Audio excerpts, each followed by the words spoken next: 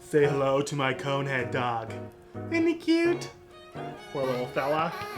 Had his balls nipped off. Not allowed to lick himself. Hey friends, my name is Jeff. Thank you so much for joining me. Today, we are going to be talking about the difference between cinema lenses and photo lenses, and which one you should use for video.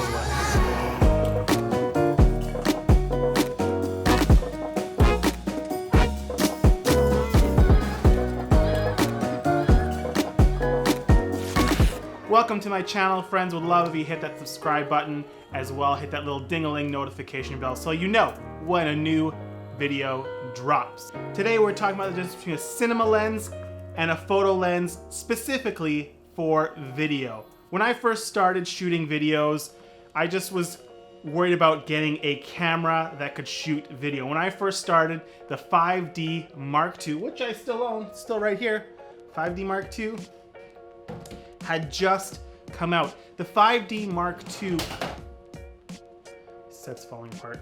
Like I was saying, the reason the 5D Mark II changed the way we shoot video was that it allowed us to use interchangeable lens on a camera that gave that depth of field that you saw in movies. People were amazed because this was, rather than having your old dad's camcorder, a video camcorder which kind of had its own aperture, its own shutter, its own ISO, you could control everything with a DSLR but shooting video rather than photo. What happened was people started using photo lenses to shoot video. There's a reason cinema lenses are so expensive and so amazing, because they're specifically made for shooting video, not photo. Some people might not know there are some big differences between shooting a photo lens versus a cine lens for video. When I first started shooting video, one of the first things I was told, outside of having a camera, invest in glass. Because I was shooting photo and video, I would save up as much as I could. When I first started was in weddings, I would put aside a certain amount of money and I would invest in good glass. I was a Canon guy, still kind of am, and I would invest in L series glass, which was their top of the line glass for photo. It also made the videos look better. When I started shooting weddings, I would work with a friend of mine, and his philosophy with lenses was quantity over quality. So he would buy mid-range to cheap lenses in order to have a variety of different focal lengths. When we started working together more often, he would start editing the videos that we were shooting together. Sometimes I'd be shooting on my lenses and he'd be shooting on his, and his footage would just not compare to the footage that I was shooting. Not only because I was better, but because of the glass that we were using. The same is true with photo and cinema lenses. There's a bunch of key differences that you should keep in mind when thinking about the difference between a cine lens and a photo lens, specifically when you're shooting video. Bad humans. The first thing you're going to notice on a cinema lens is that it does not have an electronic aperture. So what that means is everything is done by the gears on the side of the lens. A lot of times when you're clicking through on your DSLR and changing your aperture on your camera, you'll see that little where the gradual step up of the blades opening on the inside of the photo lens is very, very noticeable. So when you're changing exposure mid-shot when you're recording, you can notice that right away. With a cinema lens, the cool thing is it's all geared into the lens where you can just turn that gear and it'll gradually open up the blades on the inside of the lens in order to let less light or more light in. This is particularly helpful if you're going from an outside to indoor location or indoor to outside location. It's very subtle and it doesn't have that clicking action of an electronic aperture that a photo lens does. A cine lens also has hard stops. What that means is once you reach the minimum or maximum focal distance, the lens won't turn anymore. So it'll just actually stop on that spot, which is important for focus pulling, whether that's having a real person or electronic focus pull on there. It allows you to know where the end and the beginning of your focus is. On a photo lens, you don't have that. Once you reach your infinity, the little ring on the outside will keep spinning. With those hard stops, you know the beginning and the end. Works out really good, especially when you're trying to pull from a long distance to a short distance. Gotta love that.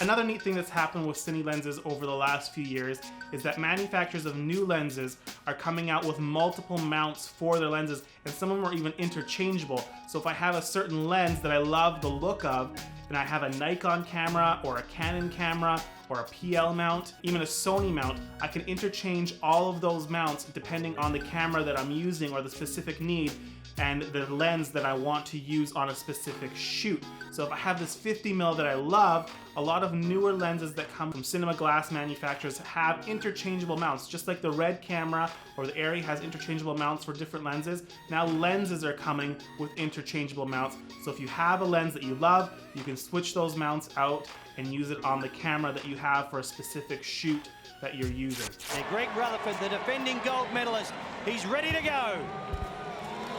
Possibly a no jump there. Looked like he just didn't get that time up right. One other neat feature of a cinema lens versus a photo lens is that both of them have markings of where their focal distance is, but the typical photo lens has it on the top of their lens where you can't see it, whereas a cinema lens has it on both sides of the lens. So the person pulling focus can see, a DP can see on the side, people who are observing can look at the focal distance, know that your subject is 2 feet away or 3 feet away. All those markings apply specifically to that lens. Those focus markings are really key and really important in regards to finding focus, and it makes it a lot simpler, particularly if you're setting up shots where people have to hit marks. You can mark those marks on your focus pull that you know this is from 3 feet going to 6 feet, and it's all marked on the side of the lens on both sides, which a photo lens doesn't have. Which brings me to my next point. I like to think I never lost it. It's nice. Most NFL coaches think they can throw it with the best of them. Focus throw doesn't mean you're throwing your lens or throwing your focus out of focus or in out of focus. What it means is the distance your lens will turn in order to hit a different mark of focus. A typical photo lens, when you're turning from infinity down to its minimal focal length, it can be very small. So getting that little bit of focus, just moving that lens a tiny little bit, will throw your subject out of focus. Typically, cinema lenses are like 200 to 300 degrees of focus throw. If you're just bumping the lens a little bit or it turns just a little bit, you're not gonna go out of focus because it has to turn a lot to get to where it has to go. Sometimes that can be annoying, especially if you're trying to rack focus. That's where the photo lens might be a little bit better because then you can just kind of go ch-ch. But on a cinema lens, you have that long turn, especially if you're trying to do something that's very quick, focusing from near to far. Photo lenses kind of beat the cinema lens on that front if that's what you're going for. The focus throw on a cinema lens is going to be bigger than the focus throw on a photo lens.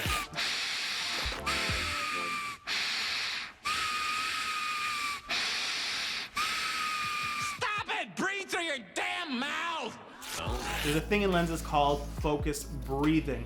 It looks like the focus is moving when you're focusing from something from a far distance to a close distance. It almost looks like there's a zoom happening on your lens, even though it might be a fixed lens, because that's just that little bit of movement within the lens in order to focus properly. And it's a lot more apparent in photo lenses than it is with cinema lenses. Cinema lenses a lot of times pride themselves on having little to almost no lens breathing. So when you are doing a rack focus, you're not seeing that zoom or that parallaxing happening when you're focusing in and out. To add a little note on lens breathing, a lot of cinema zoom lenses are parfocal as well, which means that when you zoom in from, let's say, 70 to 200, on a photo lens, sometimes you're gonna go out of focus just a little bit when you go from that 70 to the 200.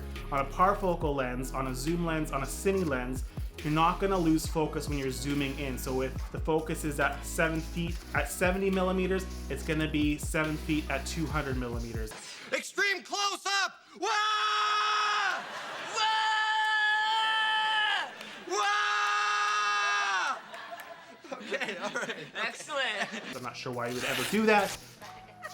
I'm really sorry.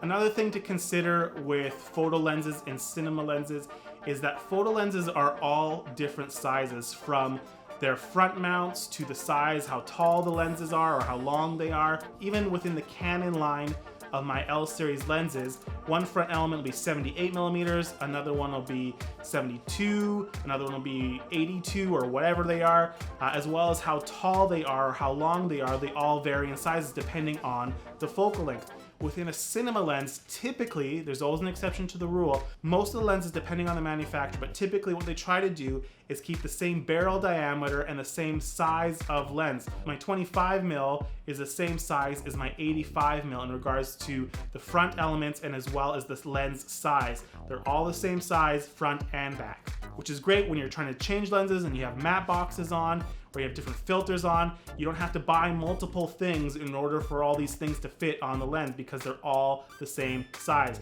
Consistency is key within a cinema lens because speed and efficiency are what we're looking for when we're using a cinema lens. Time is money. The faster you can do things, the better you can do them, and the less money you have to spend waiting around for somebody to change a freaking lens. You kidding me?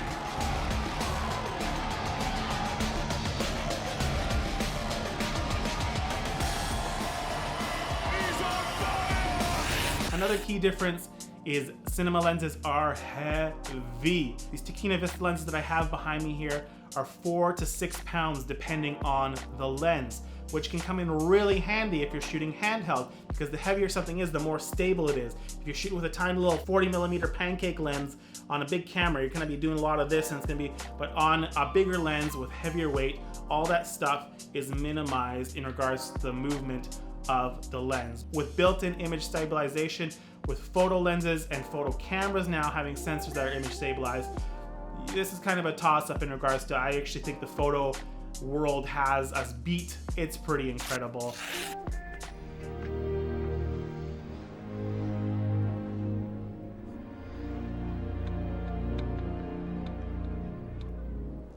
Final thing you're going to notice between a cinema lens and a photo lens is that on a photo lens we call them f-stops, on a cinema lens we call them t-stops. I'm not going to go into those things and how they're calculated. There's a whole mathematical formula to give you a t-stop and an f-stop depending on focal length and distance from the sensor and blah blah blah.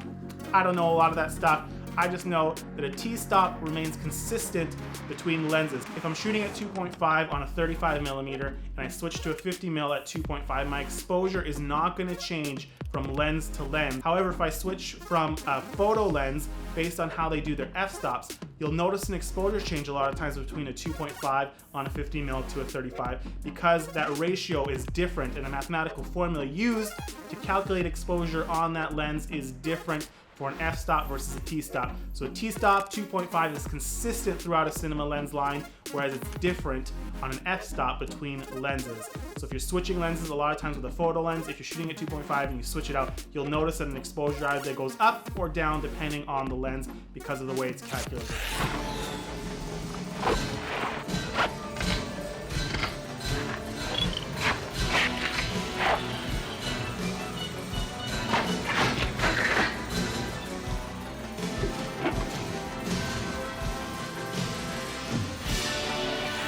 Finally, last but not least, with a cinema lens on a camera, you are going to look bad-ass.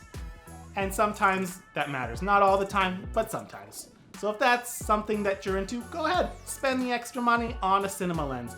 The biggest thing I've learned throughout the years is that cameras will change from HD to 4K to 8K to 20 million K, but the one thing that is consistent throughout all of history of film is that lenses that were used 50 years ago are still used today because glass is still pristine, has a specific look and feel to them, and that thing will never change despite the sensor that you're using on a camera. If I can give one piece of advice to up-and-coming cinematographers, filmmakers, video shooters, is invest in glass, be that better photo glass or better cinema glass.